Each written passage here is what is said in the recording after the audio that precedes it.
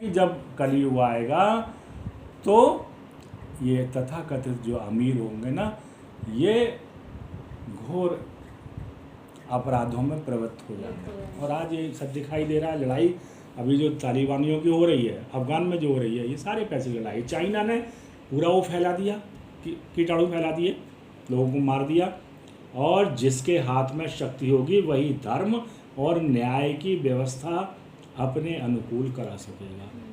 तो यहाँ अगर अंतर्राष्ट्रीय परिप्रेक्ष्य में हम लोग देखें तो वीटो पावर चीन को मिली हुई है, रसा को मिली हुई है, अमेरिका को, जर्मनी को, फ्रांस को, इन लोगों को, 7 कंट्री को वीटो पावर मिली हुई है। ये कोई अच्छा काम होता है तो दूसरा रोक देगा कि ना ये गलत है, इसकी बात कैसे ऊंची होगी, इसने ये अच्छा प्रस्ताव रखा। सब चाहते हैं, दुनिया के तमाम देश सब चाहते हैं 2-3 देशों को छोड़कर कि भारत को यूएनओ में लाया जाए, राष्ट्रसंघ की सदस्य दिया जाए। लेकिन जो दुष्ट प्रवृत्ति के लोग हैं वो वीटो चाइना नहीं चाहता, अकेला चाइना नहीं चाहता भारत को, बाकी सब चाहते हैं। तो ये कितना उस समय का विवेचन जो आज हो रहा है वो उस समय इतना पहले उन्होंने बतला दिया। विवाह संबंध के लिए कुलशील योग्यता आदि की परख निरख नहीं रहेगी। जहाँ देखो जिससे चाहे से उसकी ब्याह शादी की परख कहाँ है, केवल क्षत्रियों में है ये बात कि भाई शादी किन्ने करनी है कि भाई ये जो परमार वंशी गोत्री है उसमें कर लो, चौहानों को उसमें, लेकिन वहाँ भी घट रहा है। हाँ, तो ये वैसे नहीं घट रहा बल्कि ये गिरावट है। इस हमारा तो रिलीजन जो है बहुत साइंटिफिक है। विवाह संबंध के लिए कुलशील योग्यता आदि की परख निरख नहीं होगी।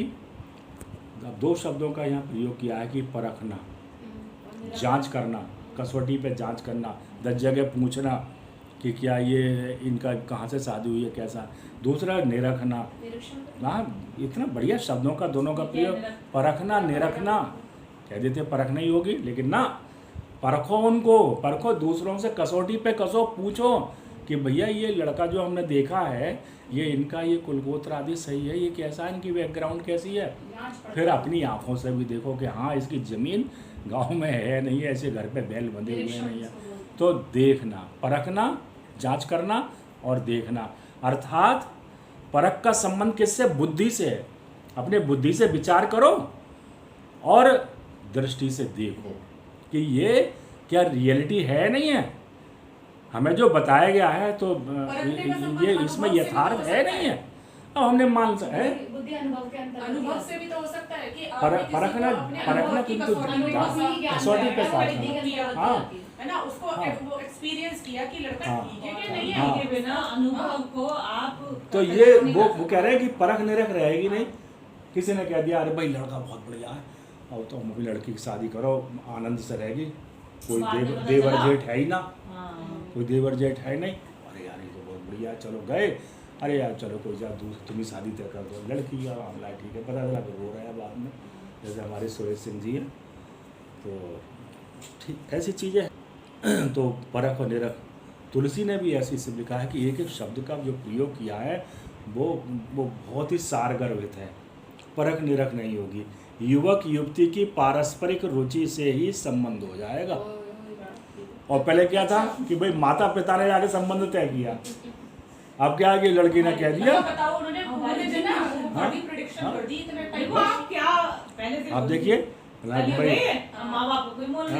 माता पिता कोई नहीं, हमारे यहाँ बेटिया ने कर लिया मामला सब पूरा कि भाई तुम्हें करना है करो, ना करना है तो है, तो कोई वही नहीं होगा। ये जो दुराचरण है समाज में ये समय के हिसाब से चल रहा है, और उसके पीछे क्या, वैभव संपन्नता, दृष्टिविहीनता, जांचना परखना नहीं, देखना नहीं, तो ये संबंध हो जाएगा। व्यवहार की निपुणता, आगे लिख रहे हैं, व्यवहार की निपुणता सच्चाई और ईमानदारी में नहीं रहेगी कि भाई हमने तो आपके बारे में ये सुना है कि बड़े अच्छे व्यक्ति हैं ना, जिसने कह दिया बट बढ़िया है, ठीक है बढ़िया है।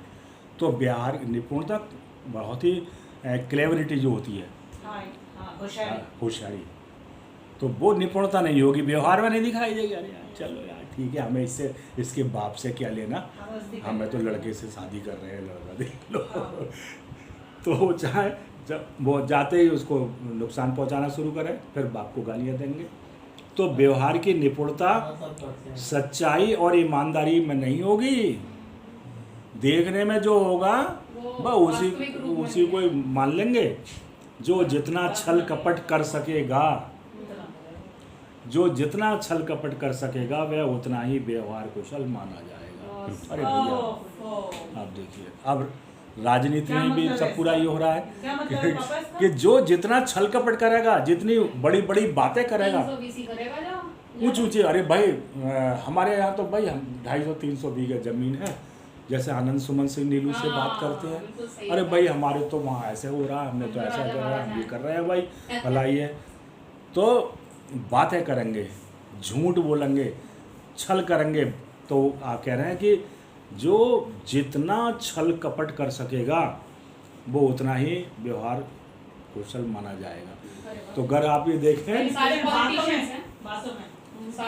अपने कॉलेजों में देख लो, जो मैनेजमेंट आदि जितने ही वैसे बात करते हैं, शुरू में तो कहते हैं पलक पावड़े बिछाएंगे, आ जाओ, ऐसा है वैसा है, और फिर आपकी सैलरी काटे हैं, तो वो ये लुच्चे लफंगे बढ़ रहे हैं पूरे हर क्षेत्र में। स्त्री और पुरुष की श्रेष्ठता का आधार उनका शील संयम ना होकर केवल रति कौशल ही रहेगा।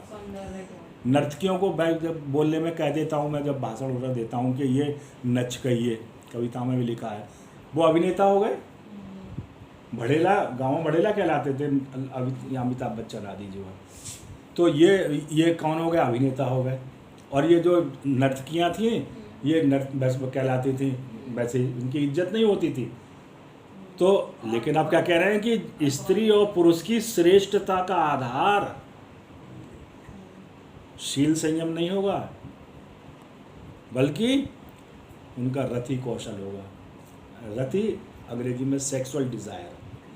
तो जितने चरित्र होंगे, जितने पथभ्रष्ट होंगे, वो ऊंची उस श्रेणी की अभिनेत्री मानी जाएगी, और वो उतने ऊंचे का अभिनेता माना है। इनकी तो पिक्चर भी नहीं देखनी चाहिए, फारूक खान की इनके लिए, लेकिन आज अमिताभ बच्चन भी वैसे बहुत वो हो रहा है। अब वो जयप्रदा वहाँ कितनी बदतमीजी करती है, तो एक नहीं तमाम ऐसे केसेस हैं, लेकिन इनको लेकिन अब इनको यूनिवर्सिटी में बुला करके वो भी दिया जा रहा है कि आप आइए और बच्चों को ना गाइडेंस दीजिए, तो वो क्या वो देंगे जो कभी खुद ही नहीं पढ़े कुछ। तो जबकि पहचान कैसे होनी चाहिए थी, किसको बुलाया जाना चाहिए था, देखो वो टीचर फला बहुत बढ़िया है यार, उसको बुलाओ, कलाकार है बेचारा बहुत अच्छा है। लेकिन अब कलाकार कौन है, ये जो भ्रष्ट लोग हैं, चरित्रहीन लोग हैं, ये जो है बुलाएंगे। बताओ कितना इस समय की बात, और बहुत पहले देखे, तो इनको कभी भी ऑनरेरी वो भी दी जा रही है, डिग्रीज दी जा रही है। आप हाँ हमारे भी ना पीएमयू में भी आप देखिए क्या, जब हम 70 तक की बात बता रहा हूँ मैं, 70 तक की, तो गांव में बारात वरात आती थी, तो कितना वो हो गया, तो उस समय भड़ेला कहलाते थे, ये नकल करते थे, यहीं से फिर ये थिएटर आदि पिक्चर आदि शुरू हुई हैं। तो इनको हमारे पिताजी जो थे, हम बच्चे चले जाते थे, भांड अलग होते हैं, भांड जो प्रशंसा करते हैं उनको भांड कहते हैं।